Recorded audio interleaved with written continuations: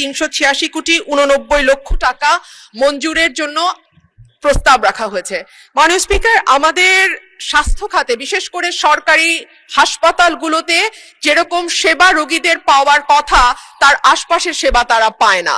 ডাক্তারের অনুপস্থিতি, পরিবেশগতভাবে অস্বাস্থ্যকর পরিবেশ এবং যেই ওষুধগুলো তাদের বিনামূল্যে পাওয়ার কথা সেই ওষুধগুলো অনেক সময় তাদেরকে বিনামূল্যে দেয়া হয় না। এবং প্রতিটি সরকারি হাসপাতালে বিশেষ করে জেলা উপজেলা পর্যায়ে যে হাসপাতাল বা স্বাস্থ্য কেন্দ্রগুলো আছে, মাননীয় স্পিকার, সেখানে আমরা লক্ষ্য করি যে প্রাইভেট ক্লিনিকগুলোর এক ধরনের দৌরাত্ম্য সরকারি স্বাস্থ্য কেন্দ্রগুলোতে থাকে।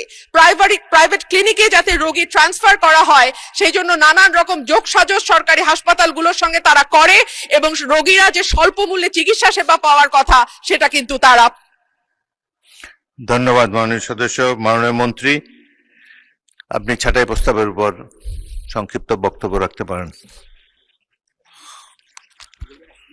মাননীয় স্পিকার স্যার, আপনাকে অনেক ধন্যবাদ। মাননীয় স্পিকার স্যার, স্বাস্থ্য সেবাটা কিন্তু জনগণের কোনো সুবিধা নয়। It's the basic and constitutional rights of the people to have it or achieve it from the state. একটা সুস্থ জনগোষ্ঠী ছাড়া উৎপাদনশীল একটা অর্থনীতি বা সামাজিক ন্যায় বিচার বা একটা টেকসই জাতীয় উন্নয়ন কোনোদিন সম্ভব নয়। সেই কারণে স্বাস্থ্য খাতের ব্যয়কে ব্যয় হিসাবে না দেখে মাননীয় স্পিকার, এটাকে একটা দেশের বৃহত্তর জনগোষ্ঠীকে সংঘবদ্ধ সুস্বাস্থ্য দান করে একটা সুন্দর সমৃদ্ধশীল জাতি গঠনের ব্যয় হিসেবে গ্রহণ করাই আমাদের সবার সমীচীন। আমরা বিবেচনা করি সবারই একইভাবে বিবেচনা করা উচিত। সেই বিবেচনা থেকে মাননীয় স্পিকার, মাননীয় সংসদ সদস্য যে বক্তব্য সমস্যার কথা বলেছেন, ওই সমস্যাগুলোই তো আমরা চিহ্নিত করে মাননীয় স্পিকার উন্নতি করতে চাই।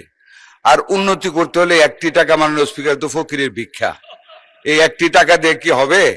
আমি আশা করেছিলাম উনি পোশাক বদলে এসেছেন যে অনেক টাকা আরো বেশি দিতে বলবেন আমাদেরকে মাননীয় স্পিকার। যাই হোক মাননীয় স্পিকার, স্বাস্থ্য খাতে আমরা বহুবিধ পদক্ষেপ গ্রহণ করেছি।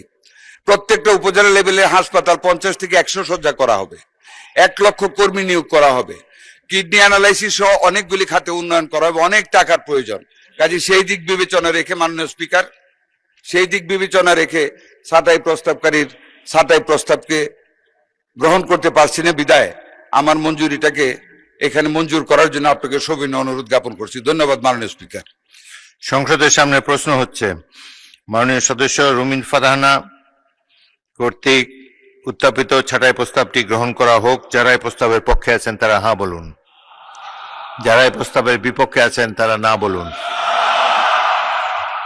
আমার মনে হয় না জয়যুক্ত হয়েছে, না জয়যুক্ত হয়েছে, না জয়যুক্ত হয়েছে। অতএব